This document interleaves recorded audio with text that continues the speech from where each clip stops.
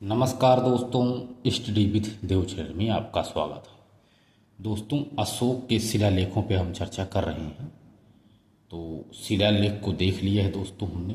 अब देखते हैं दोस्तों अशोक के कुछ जो स्तंभ लेख हैं।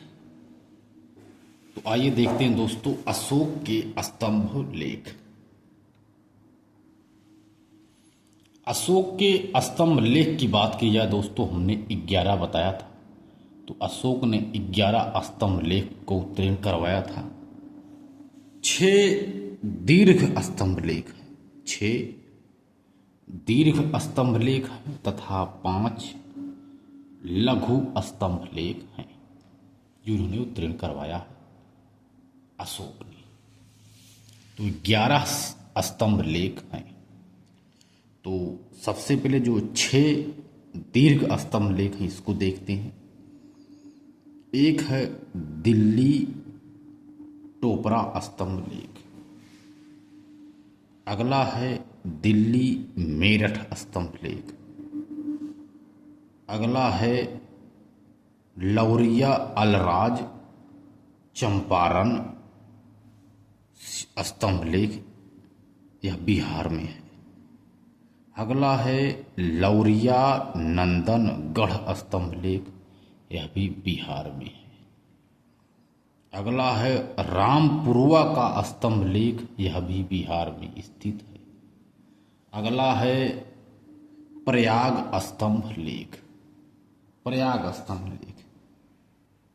तो ये 6 दीर्घ स्तंभ लेख यही हैं। दिल्ली स्तंभ लेख, टोपरा, दिल्ली टोपरा, दिल्ली मेरठ, लौरिया अलराज चंपारण, लौरिया नंदनगढ़, रामपुरवा का स्तंभ लेख, प्रयाग स्तंभ लेख। जो ये 6 हैं दोस्तों, ये दीर्घ स्तंभ लेख हैं। और 5 स्तंभ लेख हैं जो लघु हैं। तो पहला है लघु स्तंभ लेख, सांची का स्तंभ लेख, सांची का स्तंभ लेख, सारनाथ का स्तंभ लेख, कौशाम्बी का स्तंभ लेख, निगाली सागर निगलिवा स्तंभ लेख, रुग्मदेही का स्तंभ लेख। ये पांचों दोस्तों लघु स्तंभ लेख हैं अशोक के। सांची का स्तंभ लेख, सारनाथ का स्तंभ लेख, कौशाम्बी का स्तंभ लेख, निगाली सागर निगलिवा स्तंभ लेख, रुग्मदेही का स्तंभ लेख, ये 5 लघु स्तंभ लेख। लौरिया अलराज के स्तंभ लेख पर मयूर की आकृति बनाई गई है। जो लौरिया अलराज का दीर्घ स्तंभ लेख है, इस पर मयूर की आकृति बनाई गई है। इसी आकृति को देखकर इतिहासकारों ने बताया कि मौर्यकालीन शासक मौर्य क्षत्रिय हैं।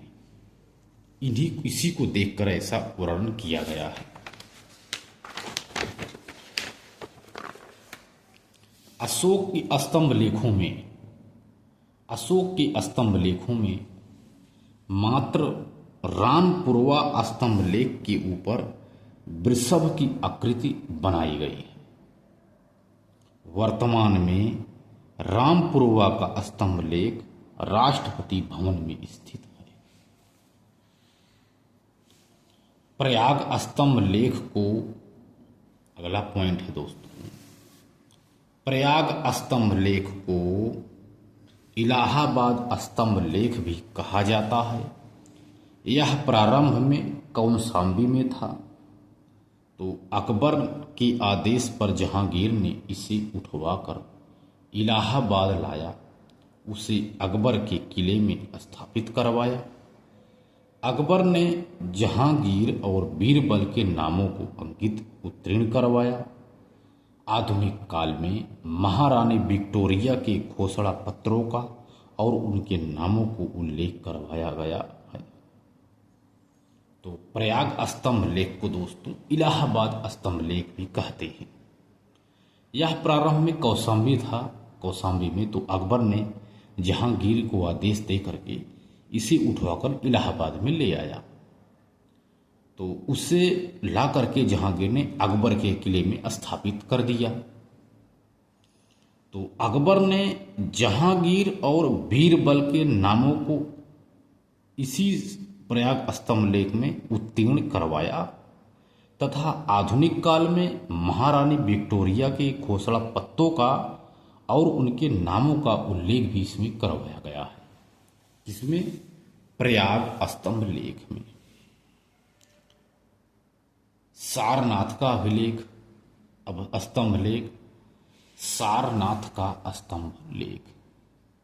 यह स्तंभ लेख वाराणसी जिले में सारनाथ नामक स्थान पर स्थित है। सारनाथ का स्तंभ लेख वाराणसी जिले में सारनाथ नामक स्थान पर स्थित है। इस स्तंभ लेख की खोज 1905 ईस्वी में आर्यल स्टाइन महोदय के द्वारा की गई। इस सारनाथ स्तंभ लेख की खोज 1905 में आर्यल स्टाइन महोदय के द्वारा की गई।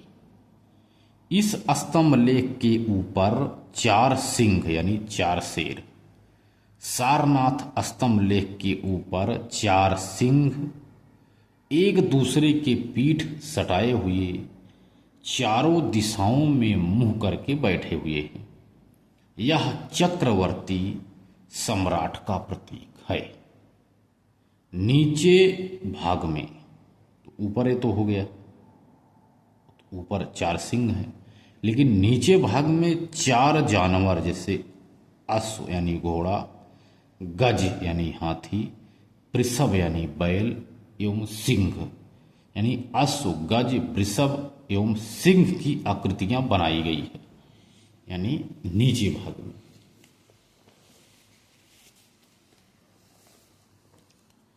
चारों जानवरों के बीच में एक चक्र बने हुए हैं जिनमें 32 तीलियां हैं। चारों जानवरों के बीच में एक चक्र बने हुए हैं जिसमें 32 तीलियां हैं। ये चक्र धर्म चक्र प्रवर्तन का प्रतीक है। जो चक्र है स्तंभ लेख के पृष्ठभाग में मुंडकोपनिषद से लिया गया है। स्तंभ लेख के पृष्ठभाग को मुंडकोपनिषद से लिया गया शब्द एक है। जो सत्यमेव स्तंभ लेख के पृष्ठभाग में एक शब्द लिखा हुआ है सत्यमेव जयते, जो मुंडकोपनिषद से लिया गया है। अशोक ने इस लेख पर महामंत्रों को संघ भेद रोकने का आदेश दिया है। तो अशोक ने इस लेख पर महामंत्रों को संघ भेद रोकने का आदेश भी दिया है। 26 जनवरी 1950 ईस्वी को अशोक के सारनाथ स्तंभ लेख को भारत के राष्ट्रीय चिन्ह के रूप में अंगीकार कर लिया गया। जो यह अशोक का सारनाथ स्तंभ लेख है, 4 शेरों वाला। कौशाम्बी के लेख पर अशोक की रानी करवाकी और पुत्र तीवर के नामों का उल्लेख करवाया है। इस लेख पर रानी करवाकी द्वारा दान दिए जाने का उल्लेख किया गया है, जो यह कौशाम्बी का है। अगला पॉइंट है दोस्तों निगाली सागर या निम्लिका। निगाली सागर या निगलिवा का स्तंभ लेख नेपाल के तराई में निगलिवा नामक स्थान पर स्थित है। अशोक राज्याभिषेक के 14 वर्ष निगाली सागर जाकर के कनकमुनी स्तूपों का विस्तार करवाया। इन्हीं कार्यों का उल्लेख इस स्तंभ लेख पर करवाया है, इस निगाली सागर या निगुलिका का स्तंभ लेख पर। अगला पॉइंट है रुक्मिणी देई का स्तंभ लेख नेपाल के तराई क्षेत्र में लुम्बिनी में रुक्मिणीदेई नामक स्थान पर स्थित है। इसे अशोक ने महात्मा गौतम बुद्ध के जन्म स्थान की स्मृति में इसे स्थापित करवाया है। अशोक ने ये रुक्मिणीदेई का है दोस्तों।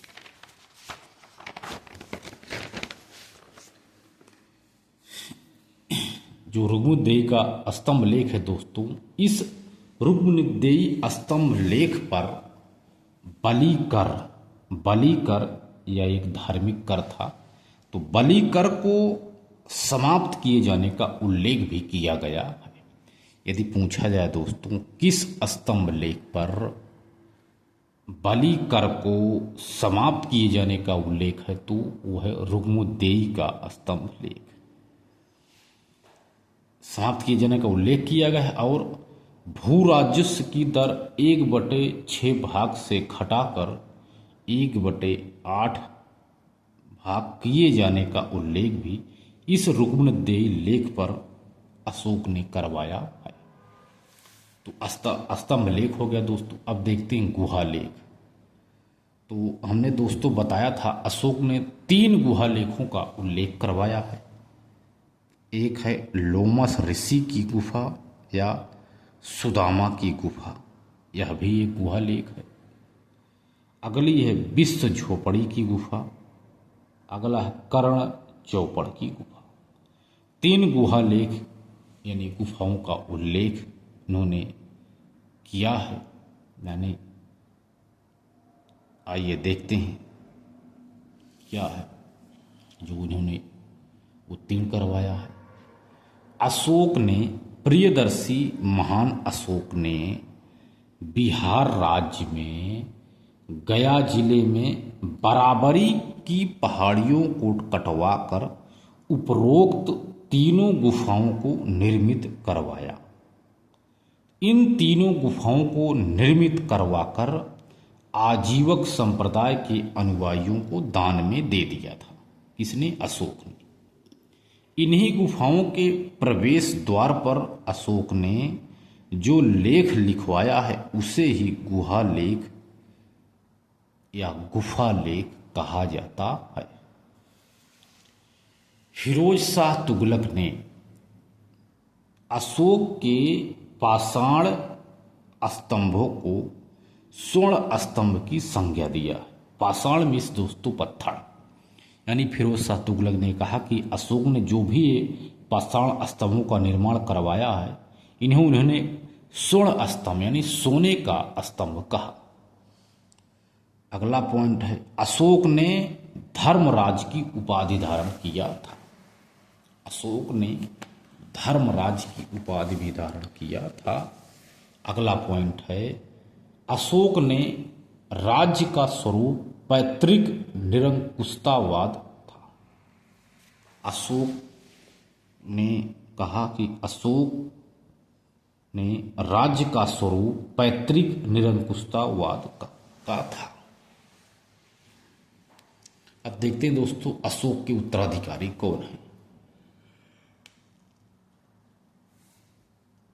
अशोक के उत्तराधिकारी